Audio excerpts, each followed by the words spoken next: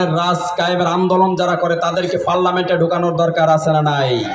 এই জন্য শহীদ আল্লামা দেলোয়ার হোসেন সাঈদী রাহমাহুল্লাহ বলেছেন, তার জন্য দোয়া করি, নব্বারাল্লাহু মারকাদাহু ওয়া জাআলাল জান্নাতুল ফিরদাউস মাসওয়াহু, বলেন আমিন। আল্লাহ তাকে জান্নাতের উচ্চ আলা মাকাম দান করুক, বলেন আমিন। সেই আল্লামা সাঈদী রাহমাহুল্লাহ বলেছেন, তোমরা যদি কোরআনের স্বাদ দেখতে চাও, তোমরা যদি কোরআনের মজা পেতে চাও, কোরআনের আন্দোলন যারা করে তাদেরকে পার্লামেন্টে ঢুকিয়ে দাও। কথা বলেন ঠিক কিনা? তাহলে কোরআনের মজা আর কোরআনের স্বাদ আমরা দেখতে পাবো। কথা বলেন ঠিক কিনা? চোর চুরি করে পার পাবে না, তার হাত কেটে দেওয়া হবে। জেনাকার জেনা করে পার পাবে না, তার কল্লা উড়াই দেওয়া হবে। কথা বলেন ঠিক কিনা?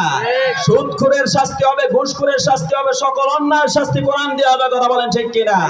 সুতরাং এই কোরআন পার্লামেন্টে না যাক, এটা তারা চায় যারা মুনাফিক। কথা বলেন ঠিক কিনা? স্বার্থান্বেষী নেতা নেত্রীরা শুধুমাত্র এটা চাবে না যে কোরআন পার্লামেন্টে যাক। কথা বলেন ঠিক কিনা? যারা মুমিন তারা সবাই চাইবে কোরআন পার্লামেন্টে যাক। কথা বলেন ঠিক কিনা? এই কোরআনের রাজ কায়েম করেছিলেন মুহাম্মদ সাল্লাল্লাহু আলাইহি ওয়াসাল্লাম। মদিনাতে কোরআনের রাষ্ট্র কায়েম করেছিলেন মুহাম্মদ সাল্লাল্লাহু আলাইহি ওয়াসাল্লাম। কথা বলেন ঠিক কিনা? কোরআনের রাষ্ট্র কেমন এটা আপনারা যদি কোরআন পার্লামেন্টে নেন তাহলেই বুঝতে পাবেন। কারণ কোরআন সকল মানুষকে শান্তি দিতে পারে। কথা বলেন ঠিক কিনা? আসমানে সূর্য কয়টা বলেন তো? একটা সূর্য দিয়ে আল্লাহ রাব্বুল আলামিন পৃথিবীবাসীকে তাপ দিচ্ছে।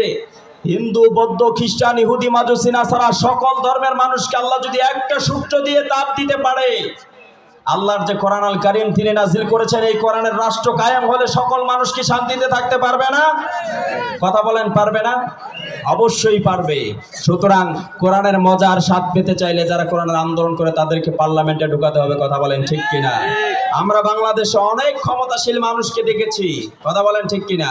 তবে মনে রাখতে হবে, সকল ক্ষমতাশীলদের চেয়ার চিরকাল কারো জন্য স্থায়ীভাবে থাকে না। কথা বলেন ঠিক কিনা? চেয়ারের পরিবর্তন আছে না নাই? যে যখন চেয়ারে থাকে তখন তার গিয়ার বেড়ে যায়। কথা বলেন ঠিক কিনা? তবে চেয়ারে থাকলে গিয়ার বেশি বাড়ানো যাবে না, কারণ গিয়ার কমানোর সুইচ কার হাতে?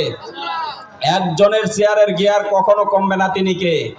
এই জন্য আল্লাহ রাব্বুল আলামিন বলছেন, ওয়াসিয়া কুরসিয়ুহুস সামাওয়াতি ওয়াল আরদ, আসমান আর জমিনের উপরে আল্লাহ রাব্বুল আলামিনের যে কুরসি রয়েছে, চেয়ার রয়েছে, সেই চেয়ারের শুধুমাত্র পরিবর্তন হবে না। কথা বলেন ঠিক কিনা? পৃথিবীর যত চেয়ার আছে এটা মনে করতে হবে এই চেয়ারটা আমার স্থায়ী না, অস্থায়ী। কথা বলেন ঠিক কিনা?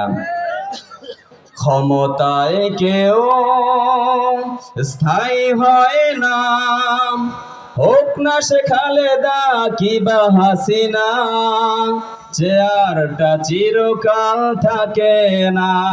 কথা বলেন ঠিক কিনা? হাসিনা ক্ষমতা ধরে রাখতে আয়না ঘর বানিয়েছিল। ঠিক কিনা বলেন? তার ক্ষমতা ধরে রাখার জন্য এমন কোন অন্যায় অপরাধ নাই, এমন কোন জুলুম আর নির্যাতন নাই যা জনগণের উপর চাপায় দেয়। এই কথা বলেন ঠিক কিনা? কিন্তু এর পরেও তিনি তার ক্ষমতা ধরে রাখতে পারে নেই। তার ক্ষমতা ছিনিয়ে নিয়েছেন একজন, তিনি কে? সকল ক্ষমতার মালিক একমাত্র কে? তাবারাকাল্লাযী বিয়াদিহিল মুলক ওয়া হুয়া আলা কুল্লি শাইইন কাদির। সকল ক্ষমতার একমাত্র মালিকানা কার হাতে? আমরা তো মনে করি সকল ক্ষমতার মালিক জনগণ। এরকম স্লোগান আছে না নাই? এটা হচ্ছে শিরক, আল্লাহর রুবুবিয়াতের সাথে শিরক। এই স্লোগান দেওয়া যাবে? সকল ক্ষমতার মালিক কে?